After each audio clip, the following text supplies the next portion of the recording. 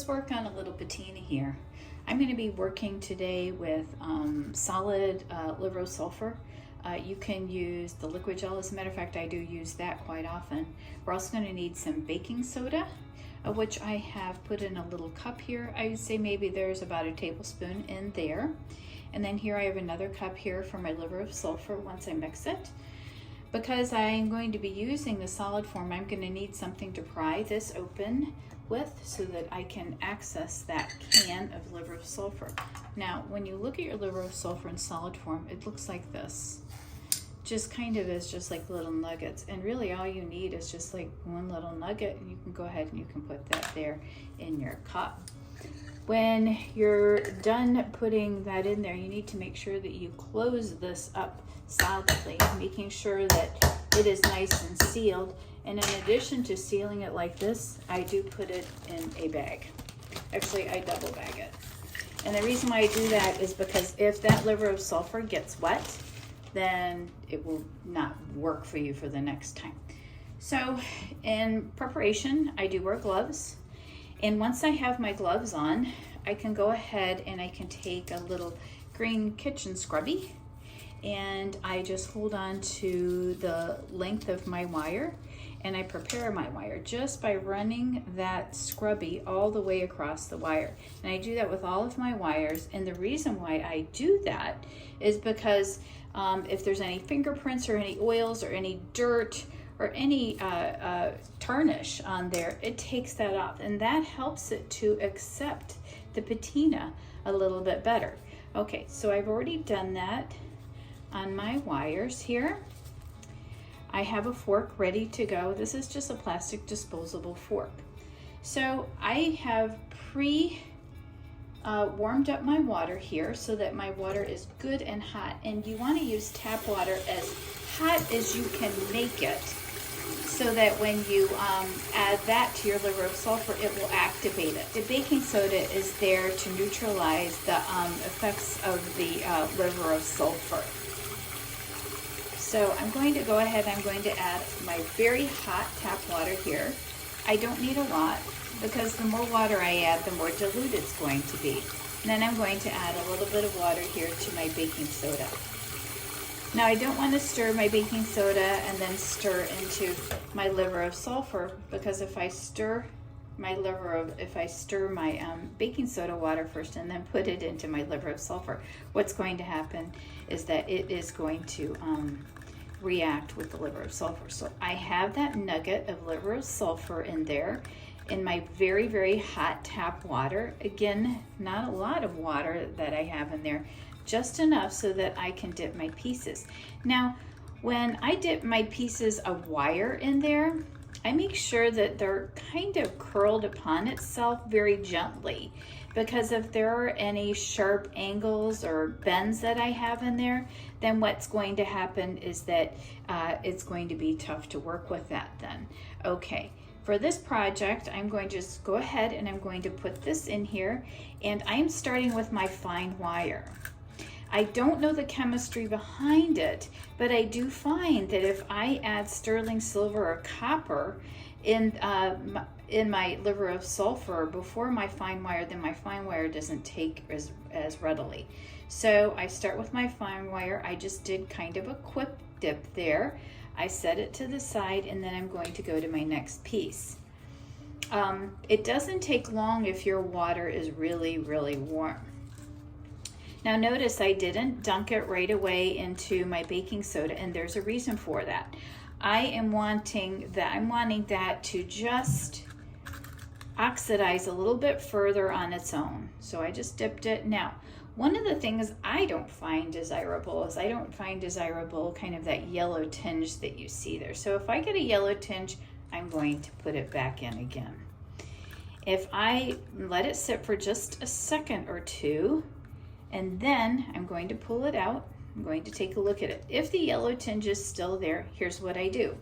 I come over to my really hot water, I rinse it off, and I come back over here with my scrubby, and I just run it across the wire so that whatever is causing that to not take, I want to make sure that it is going to take. Okay, So I did that, and now I'm going to gently coil that again, and I'm going to put that in my liver of sulfur. Believe me when I say that that green scrubby does make a difference as far as how well your liver of sulfur is going to take. Okay, let's go ahead and take it out now.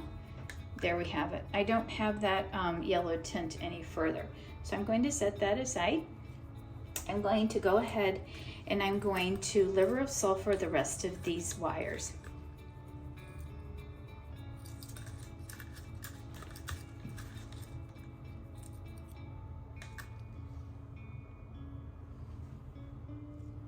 Now that I have all of my wires oxidized, I'm going to go on and I'm going to oxidize the chain. The chain has sterling silver, so I save that for the very end. And I find that if there is copper in anything, that it oxidizes much more quickly. That one has taken a really nice oxidation. Put it in one more time. As you see, it doesn't take long in order to dip that. All right, so that's all ready to go. We're going to set aside our liver of sulfur. Now what I'm going to do is I'm going to take all those wires and the chain that I just dipped in the liver of sulfur, and I'm going to rinse them off, and then I'm going to put them in the baking soda.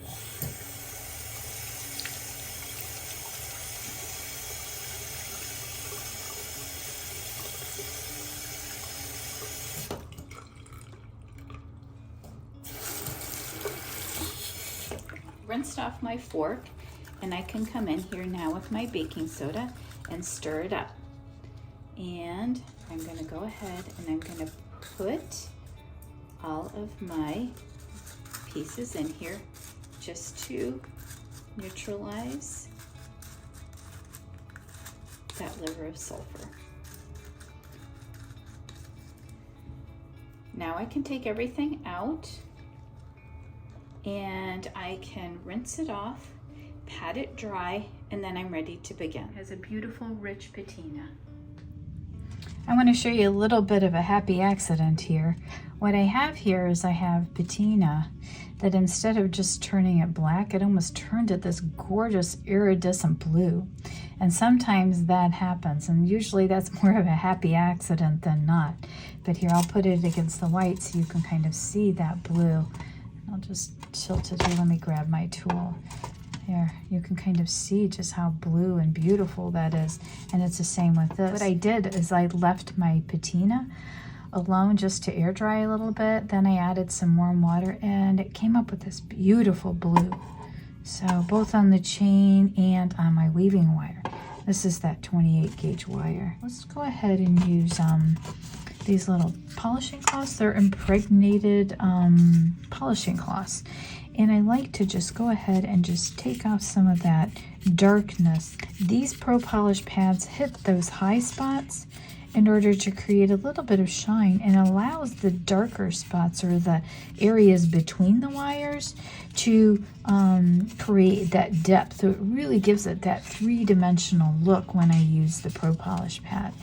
And the nice thing about these is that they're so portable, and it gets a little bit dirty, but you can use them over and over again.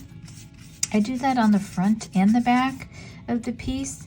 And, you know, if there's somebody that you know who you're giving your jewelry to, or you're selling your jewelry, you can give them one of these Pro Polish pads. And if they want to just kind of clean up that, you know, that dusty patina that might return, or that oxidation that might return, you can go ahead and do that.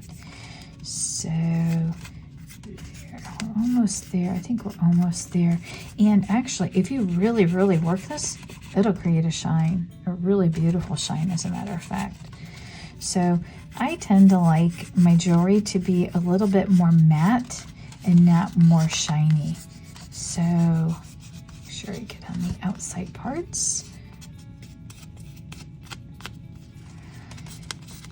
And the nice thing about pre-patinating this is that I don't have to worry about damaging the cord. I don't have to worry about damaging the bead. Since this, you know, this bead belongs to somebody, I want to just be very careful with that. Okay, so now I can go ahead and I can slide my other little components down here. Right there, I can take it right to the bead. Okay, there we go. And that is our finished piece. Thank you so much for joining me. If you found any value to this video, I'd love it if you would subscribe and come to see me again. And in the comments, please let me know about some of the projects that you're working on. If you tried a project that's similar to this, I'd really like to hear about your successes and how you enjoyed it. Thank you so much.